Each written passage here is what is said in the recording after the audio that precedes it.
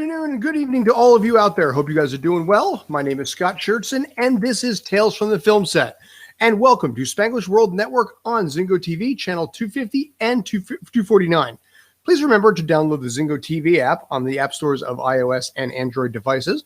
When you download, kindly rate, leave a comment. Both apps are free. Zingo TV is also available on Google Chromecast, Amazon Fire TV sticks, Roku sticks, and all smart TVs 2016 and forward. And I hope you guys are having yourselves a great Tuesday night out there. This is Tales from the Film Set, where people like myself, and in this case, only myself, tell stories about that we've had on film sets, the movies that we've seen, the celebrities we've worked with, the shows that we've had, and frankly, all of the stories that we can tell possibly. In this particular case, I wanted to do an episode. It's been a while since I did this, but I wanted to do an episode running solo. By the way, let me start off by apologizing. I am well aware that the bags under my eyes are frankly monstrous right now. It's a little bit of allergy. It's a little bit of a few other things. So I'm well aware that I look like I just emerged from Atlantis, and I'm sorry about that, but it is what it is. But hopefully you can put that past me, let that part go. I got a couple stories to tell you. In these here, I did want to spend a little time, and I haven't done this in a while, maybe doing a little bit more of a class. In my particular case, if you know anything about me or if you don't, I've been in the film and television industry for over 11 years at this point, which is amazing number for me now. I have well over 900 days on film sets, from everything from, pedestrian number 6 sitting down at the cafe table to, stunt work, to principal work, to commercials that I literally just saw half an hour ago on TV when I was watching the Yankee game. So I've got a pretty long resume at this point, and I wanted to kind of address some of the questions that I end up getting a lot, and some of the conversations that I usually get. So as always, the show can be seen and available to reach out to me if you want to on Twitter at Filmset Tales, and also on Facebook at Tales from the Film Set. Available also on Twitch, on YouTube, on Facebook. It's pretty much on every social media gamut out there, which is pretty cool. So drop me a question. If you got any questions for me, fire away. I'm cool with it. So the first thing that I wanted to talk about in this specific case, and like I said, it's been a little while, so I wanted to spend a little time on this, is I wanted to talk about union. The whole SAG, non-SAG kind of a thing. Reason I wanted to start off with that is because of the fact that I had a conversation with someone late Friday night. There was a project that was filming in Times Square in the middle of the night. And Times Square, if you've ever been there, frankly, it's a very expensive place to film, averaging on average about $1 million an hour to film there. So if you think about it, if you got an 8-hour shoot, that's $8 million down the drain right there just for the rights to use it. Not even counting crew, principals, background, equipment, all that kind of stuff, just for the legal rights of using it. So I had this conversation with a woman who was a non-union woman, and we were talking about the whole SAG versus non-SAG thing. And personally, I am a member of SAG, but I'm also what they refer to as FICOR. So I'm a financial core person, which I'll get into a little bit. But she was very surprised when I recommended where she was to not go into SAG. SAG right now is focusing very heavily on union-only projects, to the point that a lot of times they are prone to punish people for doing non-union work. Is SAG a good thing? Yes, I think so. But one of the problems that I have found with SAG is that when you join, you are instantly going up in competition with people that have been doing this for 10, 15, 20, 25 years in the film industry. And one of the biggest problems that exists, and this is what hurt me for a long time, is that when you go SAG, you cannot do non-union projects anymore. You cannot do the shows out there like the reenactments on there. What they refer to as informative murder porn, as South Park would call it. So you see a lot of the reenactments on Lifetime, on History Channel. You see shows like Food That Made America, Celebrity Ghost Stories, things like that. Shows that can help pad your resume and give you experience. Evil Lives Here is a great one. I'll get into that in a sec. And once you go SAG, you lose the ability to be able to do projects like that. And it's a difficult situation for a lot of people, because once they go SAG, it's very difficult to get out of it. And a lot of projects right now happen to be non-union work. So I mentioned a lot of the reenactment shows. A lot of independent projects are as well. So student films, college films, indie films, especially on the horror side, a lot of those are non-union work. And as a result, it's very difficult to pad your resume on SAG only. Sometimes you're able to get work, sometimes you're not. But the issue is, like I said, you're going up against people that have been doing this in the film industry for 20 years, 25 years. And no offense, you haven't got the resume for it. So this hurts you in an immense way, trying to pad the resume, which unfortunately pigeonholes you into background work. Part of my challenge that I had for a long period of time is I did a lot of background work, a lot of what they refer to as extra work, which is not the worst thing in the world. You can get solid money out of it, but you're not really treated with a ton of respect on set. You're not padding your resume.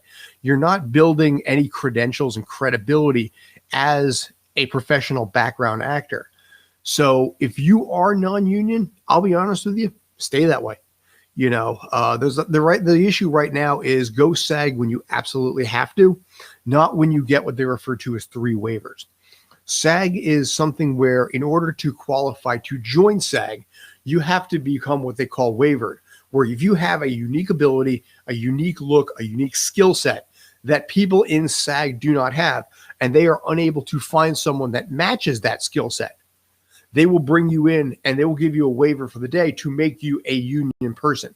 Now, if you're like me and you're just, you know, a 5'10" and a half, 195 pound, you know, gingered haired, you know, baggy eyed guy, frankly, we're a dime a dozen, you know, and as a result, there's no real interest in people like me that they don't already have in SAG to begin with. So if they're looking for something like that, they're going to take someone like me before, no offense, a non-union person. And as a result, it is very difficult for people to get into SAG, sometimes spending 3, 4, 5, 10 years even, and sometimes not even at all. It's a very hit or miss system that frustrates a lot of people. But my attitude is that if you are non-union, stay that way. There is so much work to be found in the non-union arena right now where you could make $1,000, you can make $2,000. I mentioned Fight Core. Like I said, I'll get into that in a sec. My wife sent me a text earlier today. She submitted the 2 of us as real life couples for a project that pays $4,000 each. That was non-union because the industry is going in that direction where they don't want to pay residuals to anyone who does commercial work or principal work, things like that. They'd rather just cut you a check and have you be done with it. And what's interesting about it is there's so much non-union work to be found right now that going SAG can hurt your chances of being able to build your resume. I think, like I said, SAG is a good thing. You know, they do have health insurance, they do have pension, they do have various things like that.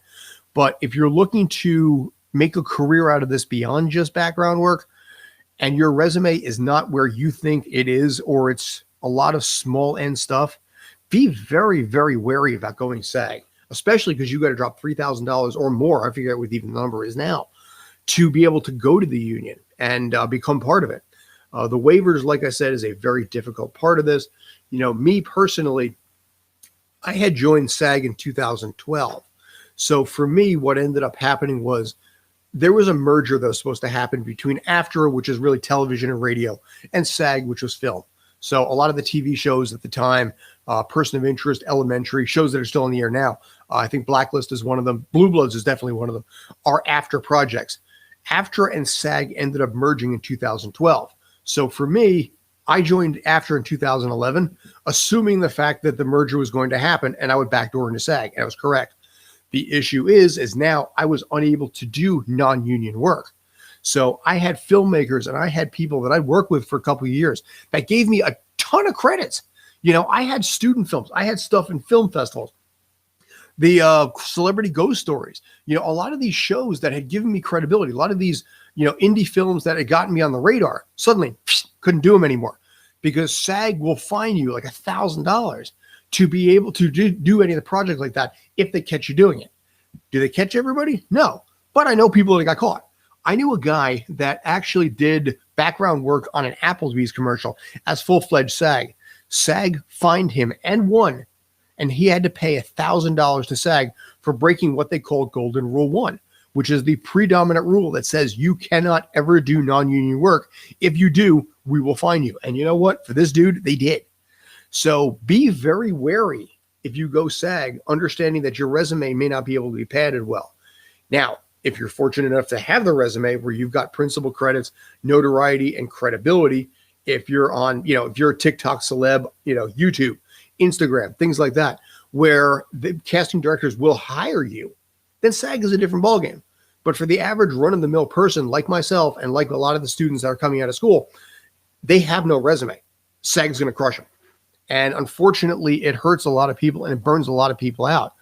When we had the stimulus package here in the US last year, initially, I think it was $1,400. I think after that, it was $2,000.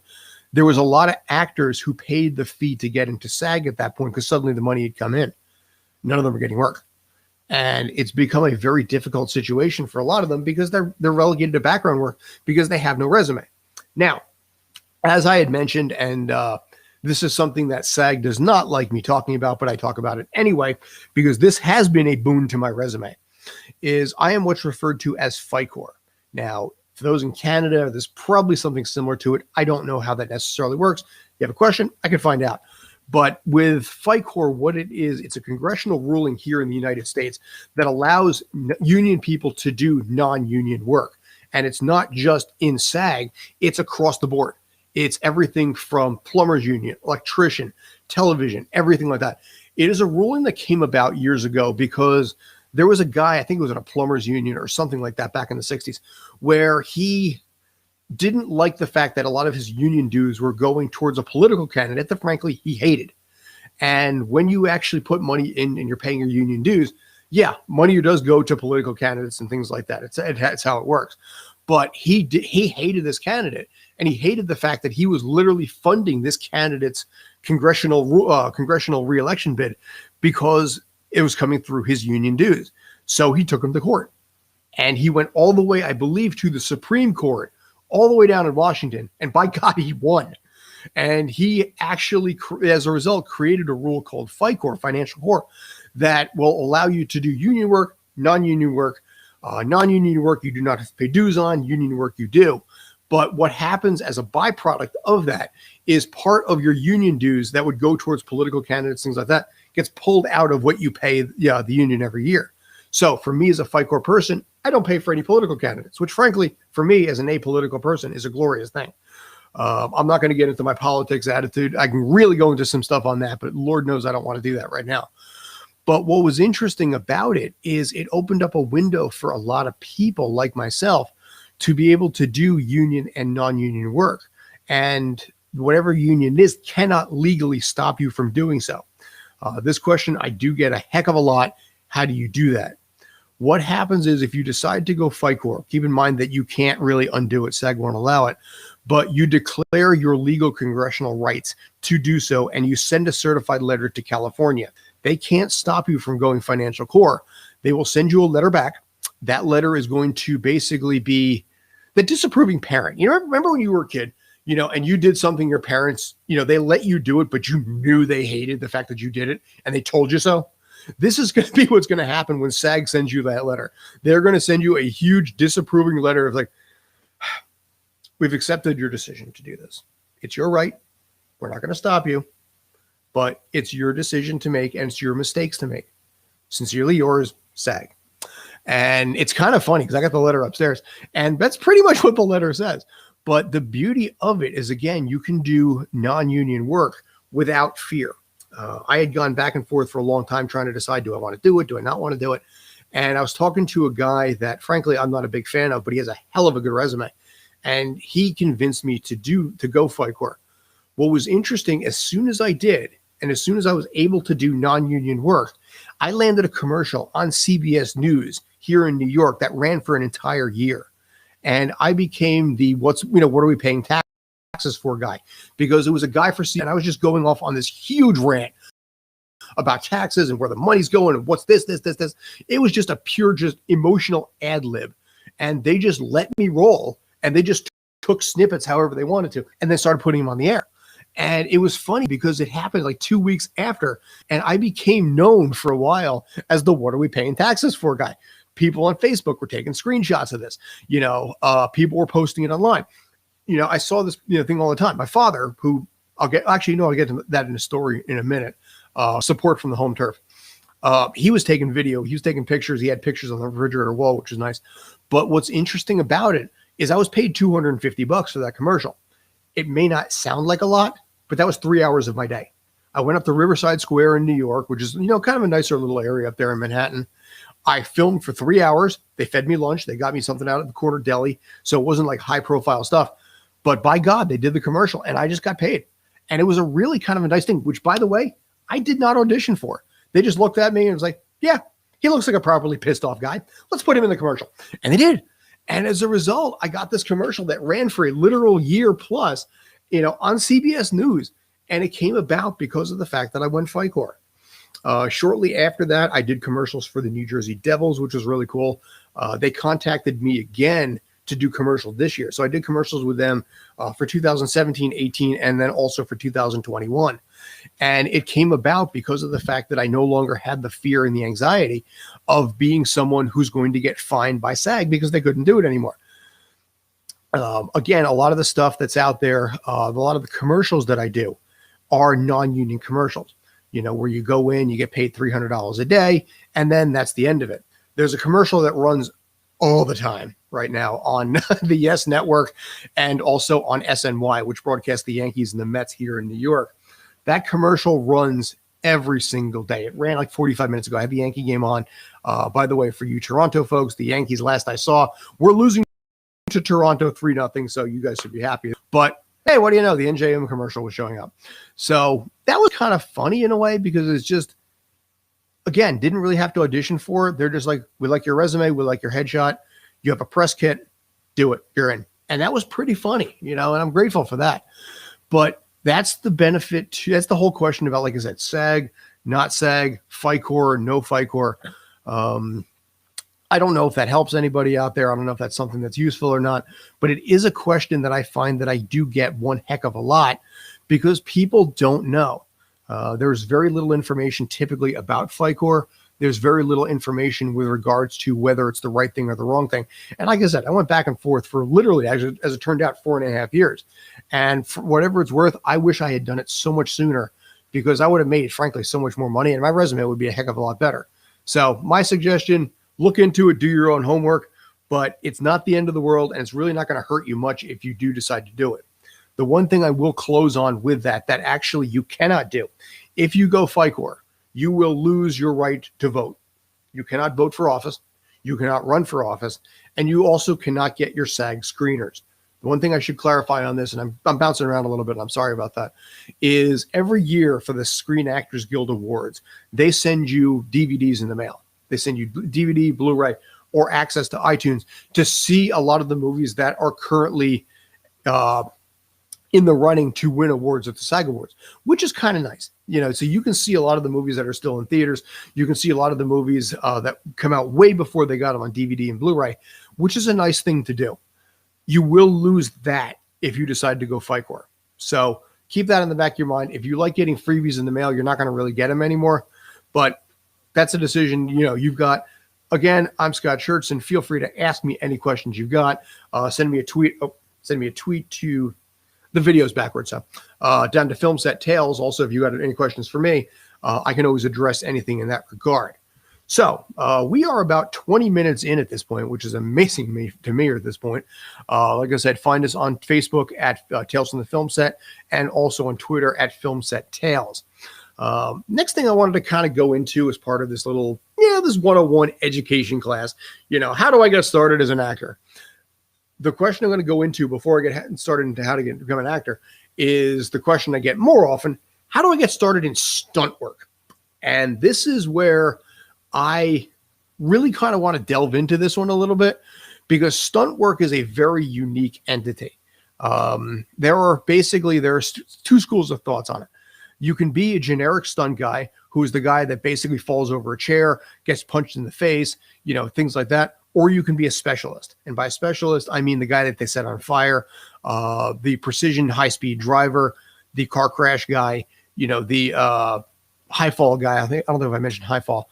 So you have two schools of thought on that. You can kind of go one way or go the other way with it, generally speaking.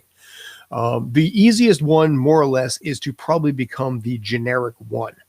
The one where, again, you are there to be the guy taking the punch in the face. You are the guy to pick something up that might be heavy. You might have to pick up a principal actor. You are the guy that has to fall over a chair or fall backwards. That is the generic stunt guy. There's a website out there, one of the biggest websites called stuntlisting.com, where you can put your reel up there. You can put your profile, your looks, your all this kind of stuff. And then if they want you, they will contact you. It's pretty much straightforward that way. Reels, I'll get into that a little bit later. I do have a plan to talk about that.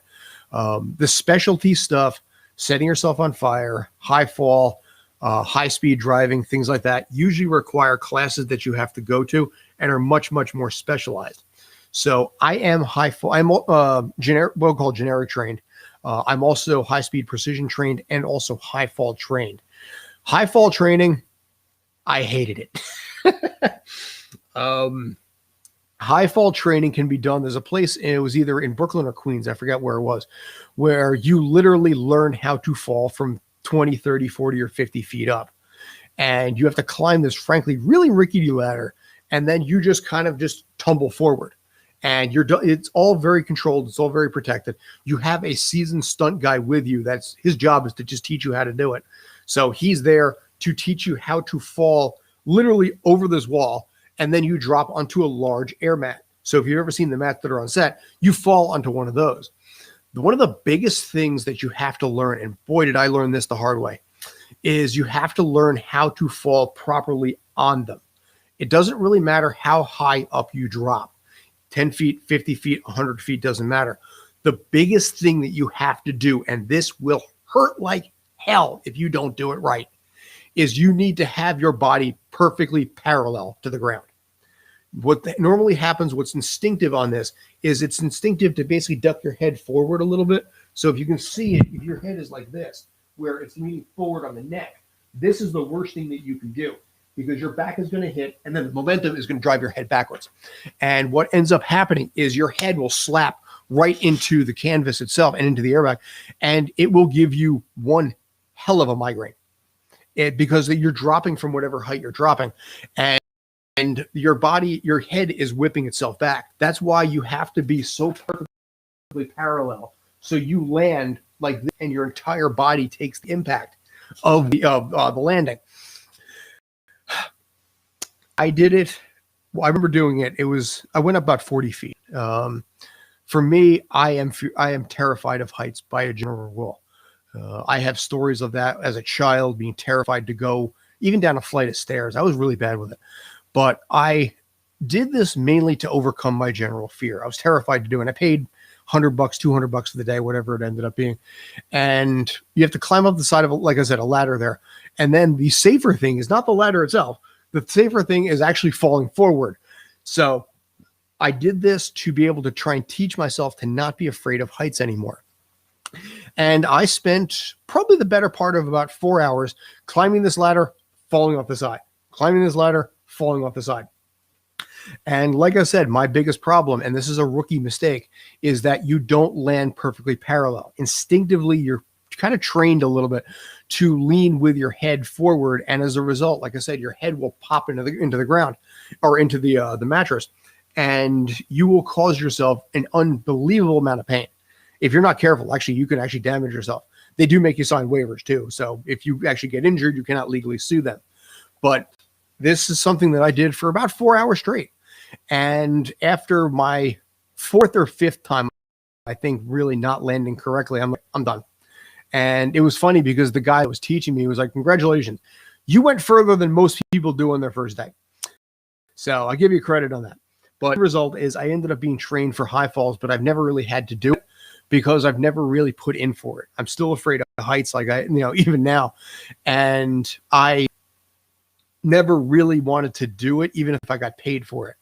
There are certain stunts that you can do. Like I said, fire. I got to tell you this story. So we were working Gotham season 2. And if you ever saw Gotham season 2, there was a group of really just expendable, borderline stunt guy principal extras that they were brought in, as this new task force. And these guys were guaranteed to die within like 3 episodes. They were just, they could not have been more expendable if they were wearing like red Star Trek uniforms. So they had one guy and they were going to set this dude on fire. So they brought in his stunt double, who was a professionally trained guy to get set on fire. And you have to wear specific clothing on here. It has to be, done up in a certain way. And then what they would do is they would actually rehearse it without the fire and then do it with the fire. And then they would just light him up and then he would roll around and fall. And then they have to call cut and pull and put him out. You get paid extra for that. Normally, the regular stunt rate is typically about $1,000 a day. You get paid typically, as of like 5 years ago, about $100 per rehearsal or take for something like that because there's so much hazard in there. But I got to tell you, that is one of the coolest things I'd ever seen. I had worked a bunch of overnights at that point. This was episode 4, I want to say. Yeah, it was episode 4 because I tore a rotator cuff earlier in the episode. And it was amazing to watch this because it's 2 o'clock in the morning, 3 o'clock in the morning, and it's pretty much all dark. It's just completely dark out in this area, except for this one dude who was on fire. And they lit this dude up time after time, 5, 10, 15 times. They lit him up and then put him out and lit him up and put him out.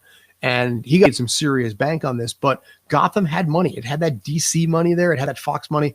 And it was as a result, they didn't really care that they dropped that much coin on this guy to be able to do this. But if you ever get a chance, there's videos on YouTube, and what I'll do is I'll probably put some of them on the Twitter page. There's videos that show what it's like to be set on fire, and it is one of the scariest, but one of the coolest things you could ever watch on the film set themselves, because you have these guys that, like I said, are so professionally trained to make sure that there is no injury on this. And they've been doing it for years. These are the guys that have the experience, and they are just called in. Hey, we need a guy to set on fire. Come out to this film set tomorrow. And they'll walk away with $2,000, $2,500 for the day. And the productions will pay. The stunt coordinator for Gotham was a guy named Norm Douglas. Norm has bounced around from various project to various project, mostly on the managerial side as a stunt coordinator, but he was all over this and watching this thing like a hawk, because one thing can go south and suddenly the entire production is just wrecked. There was an incident that happened where fire got out of hand for a project with Ed Norton called Motherless Brooklyn. If you look it up, you'll find the story on it, where they lost control of the fire itself and the apartment itself went up. And one of the guys that was there, a guy who I'm not going to mention the name in this case, but he was a stand-in for the show The Good Fight. He stood in for Ving Rhames, and his apartment went up because of what happened on Motherless Brooklyn, because they lost control of the fire. And as a result, this dude lost everything. He lost his apartment. He lost all the, basically everything that was in there, all his clothing and everything like that. And he was in a brutally difficult situation. It was a 1950s movie, came out, took place in 1950s. 2019 is when it was released. Crime drama. Ed Norton is in there. Alec Baldwin as well. Willem Dafoe. But what was interesting about this is, and again, you can look this up, you can find that, is this guy and a lot of the people there lost everything. Like I said, they lost the apartment, they lost their clothes, they lost TV, they lost everything. But in this particular case, I can speak for this, is he was really appreciated and well-known and respected on the set of The Good Fight. And as a result, Christine Baranski, Ving Rhames, all of the cast, they took care of him. They put him up in hotels. They paid the money to get him new clothes, to get his life back in order. They paid that money out of pocket for something that happened on a project that wasn't even theirs, because they took care of one of their own. And that is one of the nicest, coolest things that you ever see with film sets, is that it's a very heavy family environment. Ving Rhames, I've never met. Christine Baranski, I have. Gary Cole, I have from, if you remember him from Office Space, he was Lumbergh. He's a regular on The Good Fight as well. I stood in there a few times, so I got to know them a little bit. But the amazing amount of generosity that came about from them, because one of their own, and not even a principal, just a stand-in, lost everything because of what happened and went south. They dropped tens upon tens upon tens of thousands of dollars to get this guy his life back in order. And I want to give a shout out to those guys on Good Fight, because that was a hell of a nice thing that they did. And I have a tremendous amount of respect for it. But again, fire, you got to be careful with it. You know, we had an incident with fire on the set of Greatest Showman. If you ever saw Greatest Showman, I don't know if I ever mentioned this story, but screw it. Like I said, it's my own show at this point. I'm doing it on my own. We're going to time fill with another pyrotechnic failure story. On the set of The Greatest Showman, the Hugh Jackman story about P.T. Barnum, there's a scene in there where his museum goes up in flames. That museum, they set it on fire multiple times, and they had to reenact. Everybody had their positions and what they had to do. A buddy of mine named Rich had to run around and stay close to where the fire was in itself. But the last shot of the night, I remember this shot well because I looked at the fire for 10 or 15 takes, looking at it and thinking to myself, that doesn't look right. That looks like there's too much fire there. And sure enough, that building went up in flames completely, and they lost control of it. That entire building just went up. And as a result, they lost everything. It ended up being okay for the film because, like I said, the film itself, the museum had to go up in flames, but they got some beautiful shots out of it. And so some good came out of the fact that they lost control of this fire and it went up in flames. But what was interesting about it is this was in the middle of overnights, and that building was directly attached to the building where we had our own stuff. So my bag was in there, my clothing was in there, and we were not allowed to go back into the building until the fire department, the FDNY, cleared it. So at 5 o'clock in the morning, 6 o'clock in the morning, whatever time it was, 3 different fire trucks came out from 3 different areas of Brooklyn to put this fire out at 6 in the morning, and then finally clear it so we can go back, get our stuff, make sure our stuff is not on fire, and then go home. And sure enough, everything was fine and everything like that. But I remember I was talking to my then girlfriend, now wife, Robin. She was working overnight at the time, and I'm like, so the building that's attached to the building where all my stuff is currently up in flames. And she's like, well, what do you mean? Like a little tiny fire? I sent her a picture, and this thing was just gone.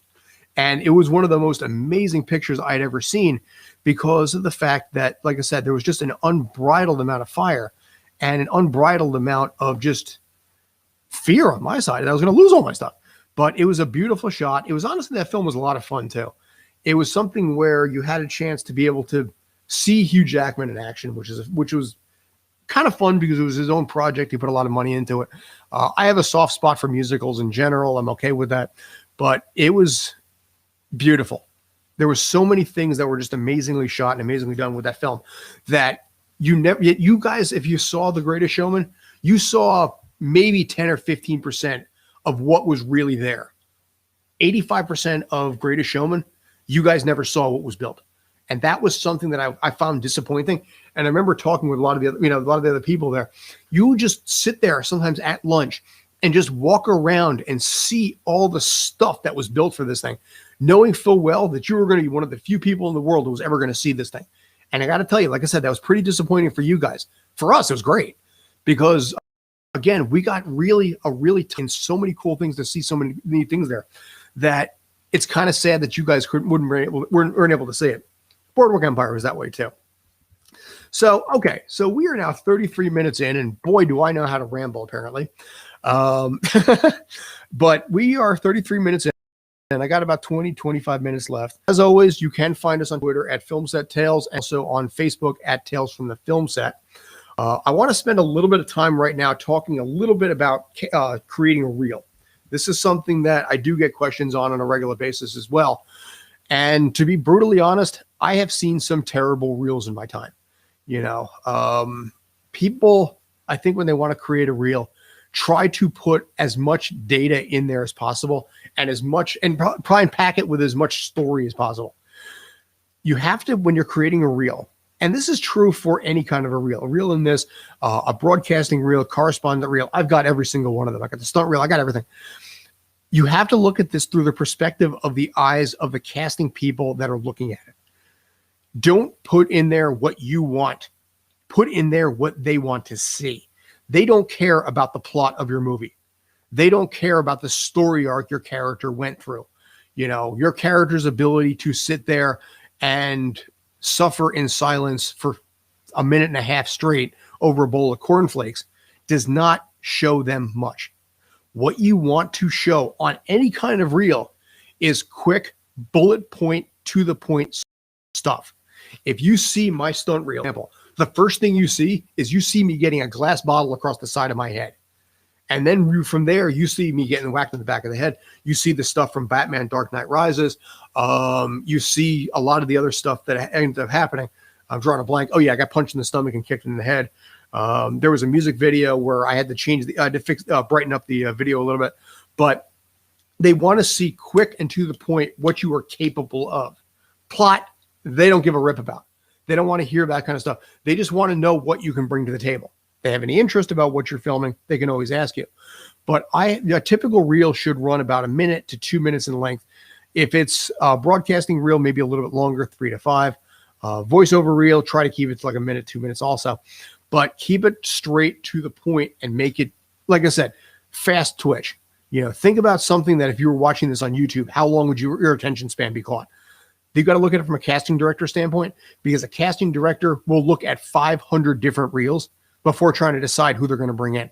If you have a long reel and it's boring, they are looking for reasons to get rid of you and delete you and move on. Keep it short, keep it sweet, keep it to the point. Do not make it an 8-minute reel involving the one film you did. I've seen this. And unfortunately, I was too nice a guy to be able to be like, all right, I think I got the picture on this. I sat through the entire 8 minutes. Part of that time was actually spent with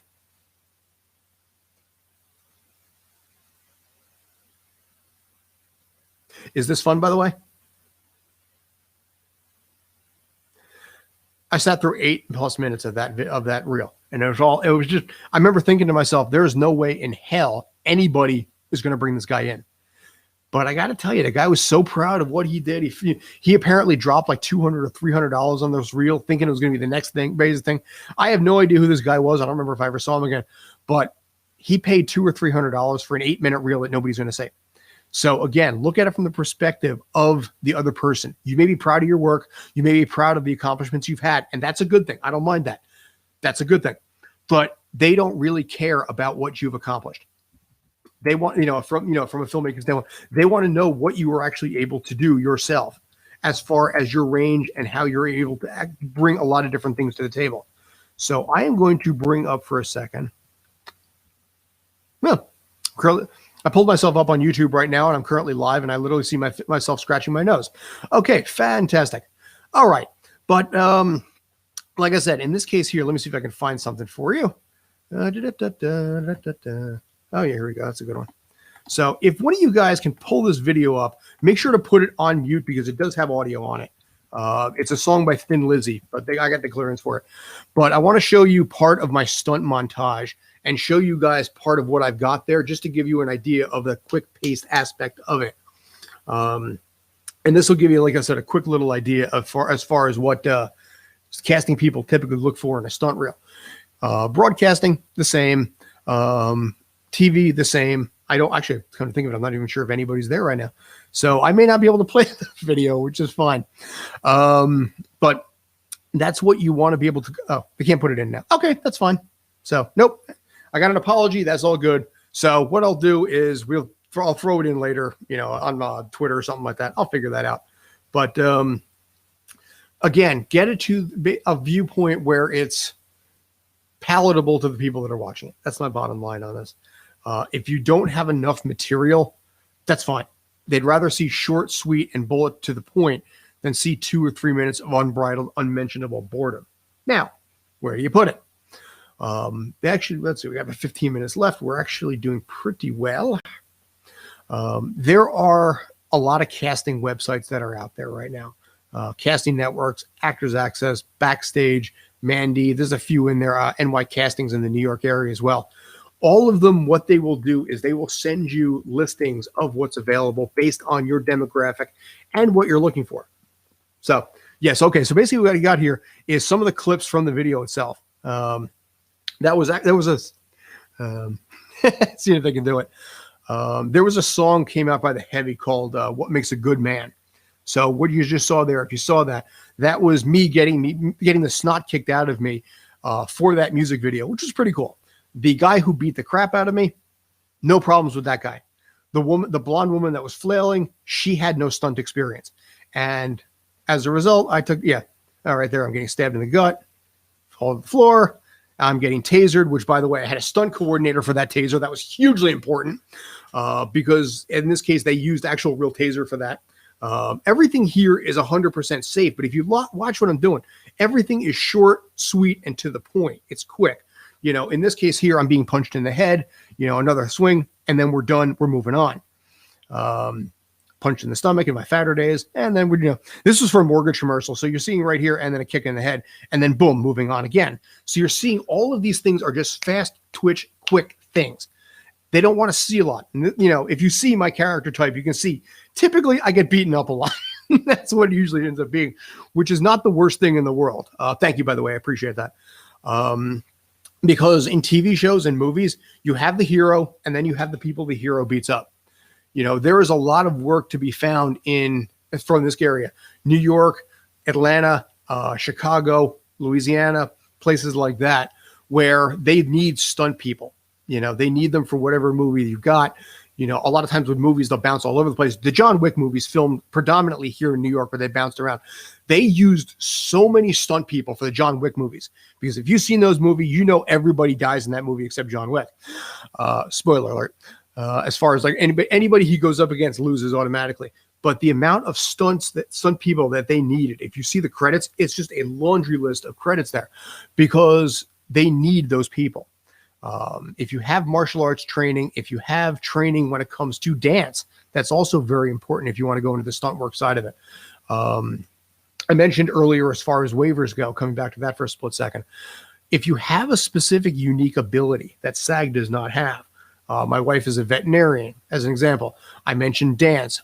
If you have the ability to do certain things, like a wall flip, if you are some kind of, maybe perhaps a stenographer. We had 2 weeks back, we had Denal Adler on. Denal actually is a stenographer by trade. So they need stenographers for every lawyer, courtroom, cop drama out there, because it's a very unique, very specific talent. She got waivers because of the fact that she had a talent that nobody really in SAG ever has. That's the kind of stuff that's going to get you in there. When it comes to the stunt side of it, again, you saw most of the reel that I had, you saw that.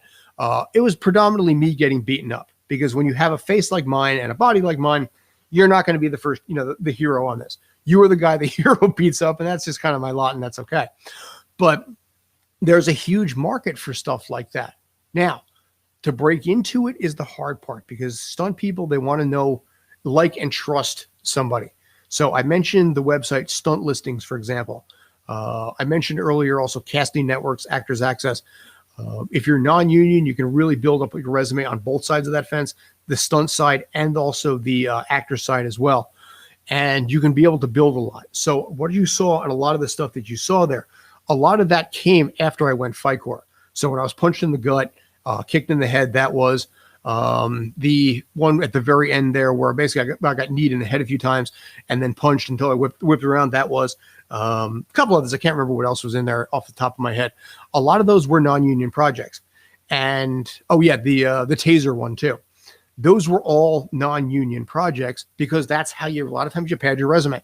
And on the stunt side, I never auditioned for any of those guys. And that was a huge benefit, because you just had the experience already and you can just make it happen. Funny thing I should mention also about the one commercial with the taser. I don't know what happened, but we were in a room that was surrounded by beetles. We had hundreds of beetles in this room, and they just would not leave. It was a hot, muggy room. It was a really unbridledly rotten place to be at that point. And for whatever reason, all the entire time that we were filming it, all the beetles kept crawling in and out of your shirt, and then around your neck and into your ear and up the head.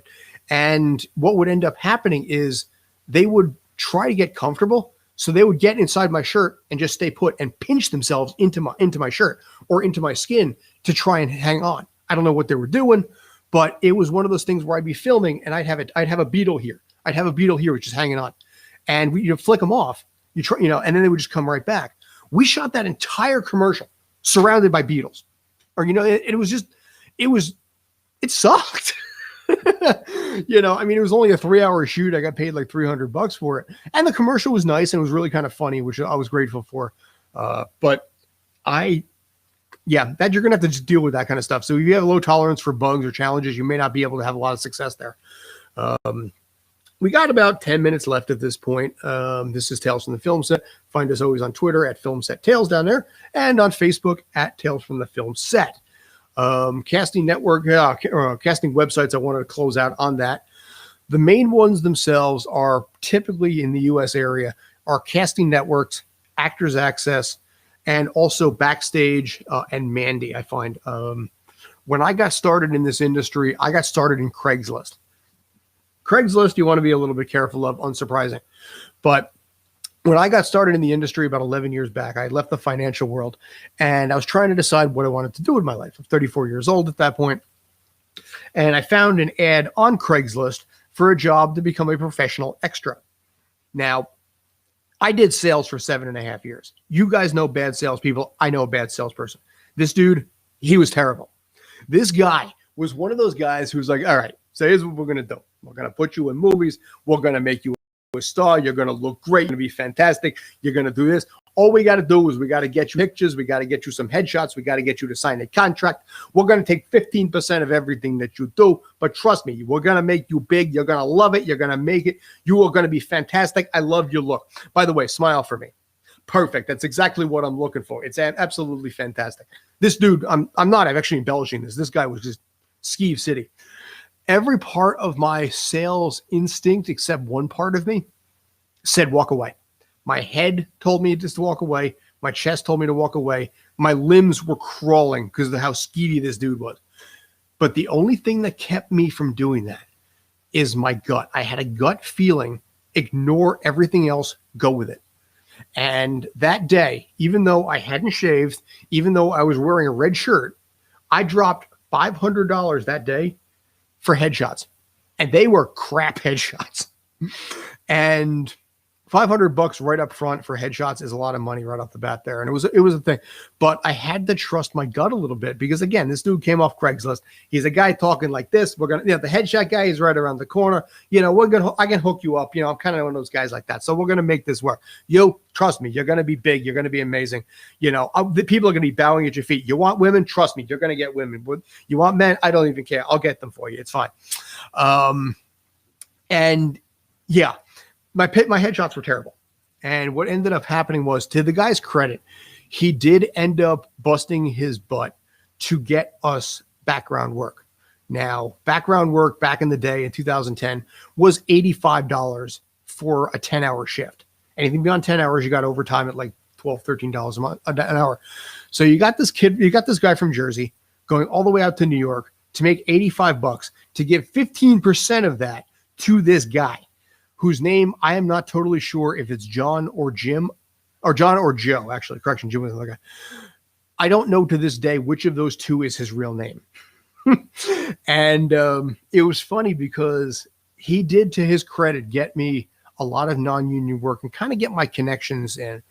Eventually, it led me to a guy named Sheldon, who was a diehard Cowboys fan, bald dude, very muscular, very egotistical, and also the kind of guy who will do push-ups on the floor of your reception hall when you get married. Not joking, this really happened. Sheldon, though, did take me under his wing. He did teach me a lot about what the industry required, about reels, about, casting networks, Actors Access, websites like that. His biggest thing that he said in this case was, why are you paying him 15%? You can find these jobs yourself. And he took me through what to do and how to find it. And as a result, that's what got me started, between this Mr. Skeevy dude there, but especially Sheldon. And Sheldon, in this case, I am grateful for him for a lot of the stuff that he taught me, because a brand new, schlubby, chubby, non-union guy typically does not make conversation with a SAG guy. SAG people can be a little bit, unfortunately, very clique-ish. He was not one of them. And I was always grateful to Sheldon for that. And he taught me a ton of stuff. And even to this day, we still talk. We were posting on Facebook today. Saw Star Wars with the guy. It's been a long 11 years at this point. but he took me through and taught me a lot about casting networks, Actors Access, how to set up profiles on there, what to look for, what to do. These sites typically charge different amounts. Casting Networks charges between, I think, $15 and $27 a month. I don't know. They keep raising the rate, so I don't even know what they're at. Based on how many videos you've got, what your resume looks like, how many audio files you have. Actors Access is $68 a year. Plus, they charge you for whatever reel you put in, however many pictures you have, so on and so forth. So you need to look up each one of them. But you, by yourself, have the ability to find so much work in your area. Doesn't matter where your area is. You could be in New York, where we've got so much work. You could be in the middle of Montana, and there will be a lot of work to be found. You got to look for it, but you can find your casting networks. There's casting networks in Montana. There's casting networks in Texas. There's Actors Access. All these guys, they can cater to where you are. If you are in a local small area, and I've gotten this question a ton, especially on Instagram, you have the ability to basically make a ton of connections, either through the small projects that are out there, the small local commercials, like Bo's Tire Barn or whatever you've got, but also the film festival market as well. Film festivals, filmmakers coming from all over the country because their film is in a festival. And the funny thing about film festivals, they have after parties. So if you start working for film festivals, you go to the after parties and you can start making connections with all the filmmakers. You can pick their brain, you can send them the resume, you can send them what you have, and they can start getting you work. One of the biggest that I ever worked with got me, I think, 14 or 15 IMDb credits. He also helped me get involved with the Northeast Film Festival and the Hoboken Film Festival, a guy named Larry Rosen. Larry was able to get me a lot of connections that I had never gotten before because he started building film festivals. And as a result, building film festivals helped build my resume as well. So quick little food for thought at that point. At this point, we now have probably about 3 minutes left. Amazingly enough, this has gone by pretty quick. Whenever I do a solo show, I'm never fully sure if I'm able to do a full hour, and then suddenly, sorry, and then suddenly I'm able to just roll the entire hour like this. So I am grateful for that. But I wanted, like I said, to be able to do a show that was more educational as opposed to, well, we worked with this guy, we worked with this guy, kind of a thing. So I wanted to use this as that kind of excuse there to be able to maybe, like I said, turn this into a little bit more of an educational class. As always, I am available if you've got questions, if you've got thoughts, comments, ideas, complaints. I'm cool with that too. If you think I did a terrible job, tell me. How do I get better? But it's funny. After 11 years in this industry, you never know everything. I shot something, like I said, at Times Square Monday night into about 2 o'clock in the morning. And it was a pretty cool scene. So I can't say what the project was. I can't say anything about it because there's a very high profile company that is behind the whole thing. There's they have lots of money in this particular case and own a lot of different franchises out there. So I can't mention the name of the company itself. Don't mind me. I'm just kind of just scratching my head here and not making any kind of large ears. But like I said, it was a pretty cool scene that they shot over there for this thing. Anyway, that is probably going to do it for me. My name was Scott Churchson. You can always find me on Instagram at @Churchson. I am literally the only Scott Churchson in the country. So you Google me, you will find me without a problem, good, bad, and ugly. You can find all this fun stuff about the stunt reel. You can find out about my terrible experience and how badly I failed on America's Got Talent 6 years ago. You can always find me at Scott Churchson on Twitter and here on Facebook at Tales from the Film Set or Film Set Tales on Twitter. Two-part apology as I close. One, I apologize for coughing. Apparently, my system's not used to running a straight hour. And secondly, I do apologize again for honestly looking the way I do. Usually I look better than this on camera, so I feel kind of bad about that. I look kind of skeevy in my opinion. So hopefully you guys didn't mind that too badly. If you have questions, drop me a message. Have a great night. Thank you as always. Take care, and together, let's make it a great day. Be good.